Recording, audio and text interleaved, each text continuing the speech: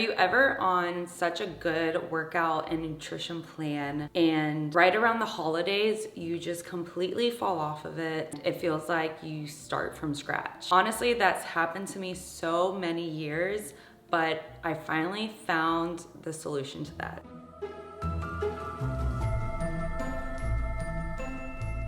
What's going on, guys? My name is Jennifer Altman and welcome to my YouTube channel. In today's video, we're gonna be going over 6 tips that will help you stay on track during the holidays. Starting with tip number 1. If you don't plan ahead, you're typically going to fail. So I always suggest planning your meals, your workouts. Bento, get out, no.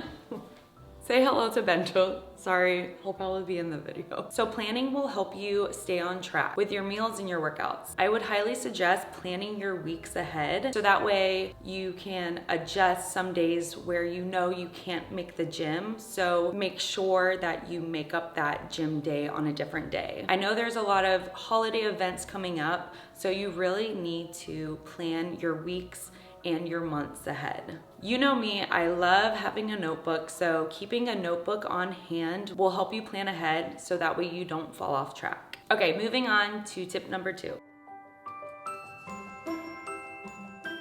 Make sure you're drinking plenty of water. So your body typically confuses hunger with dehydration. So if you're dehydrated, your body's going to signal that you're hungry when you really aren't. Be sure to keep your water intake very high throughout the holidays. So my favorite way to drink a lot more water during the holidays is actually making herbal teas. So I always find the fall holiday teas and I will brew them as a cold brew and add some natural sweeteners to it. You can do stevia, Splenda, monk fruits. I feel like there's so many sweetener options these days, but I always add in some sweetener. I'll make a low calorie iced tea from that. You drink so much more water and it's delicious and it's actually tasting. It's a lot easier to drink water, especially during the holidays, and it's a lot more fun. Okay, moving on to tip number 3.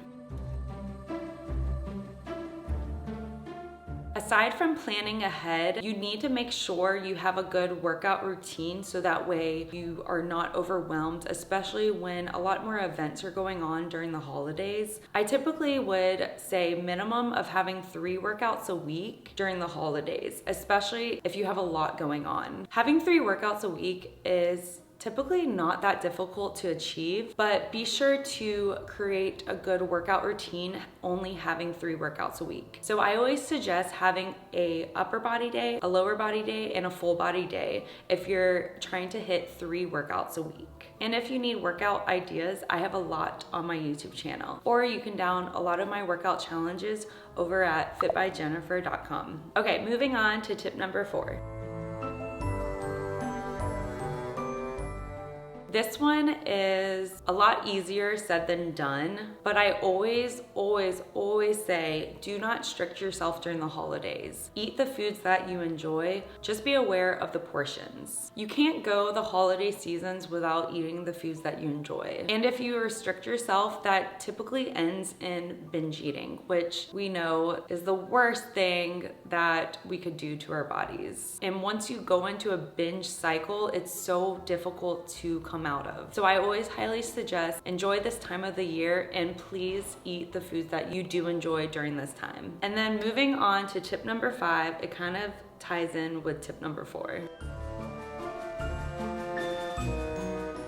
So portion control helps a lot, especially during this time of year. I always suggest focusing on your protein intake first and then portioning little samples of other dishes. With focusing on protein first, you're gonna get a lot more full. Your body's gonna signal that you're getting full, but you still have the taste of all your other favorite dishes. This has helped me so much, especially recovering from binge eating. During the holidays, it was such a difficult time for me because there was so much food and I got so overwhelmed, and I typically would eat everything and I would be so uncomfortable. But because I focus on my protein intake first, I always start my plate with a protein source and I will add my favorite foods around it, but in smaller portions. That way I just get a taste of it and I'm happy I got to eat this dish because if I would restrict myself, it would lead into binge eating. Okay, moving on to tip number 6.